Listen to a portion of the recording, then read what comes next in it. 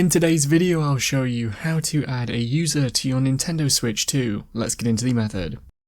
On the Switch 2 home screen, head to the System Settings app, and then scroll down until you are in the section called User. Within here, select the Add User option. You now have the choice between adding an already created Nintendo account or adding a local user without signing in.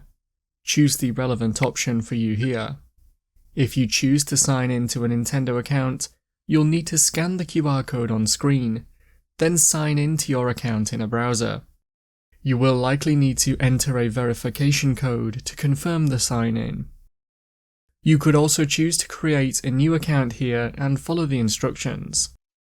If you chose to add a user without a Nintendo account, all you need to do is choose an avatar, where you could create a custom one, and then choose a name for the user.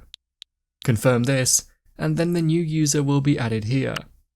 Remember that a local user won't have its information stored in a Nintendo account, so if you choose to remove this user at a later date, the information will be deleted as well.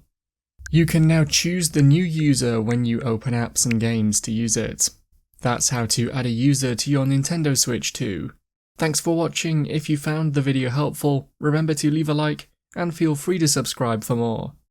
Check out the videos coming up right now, you might find these helpful too.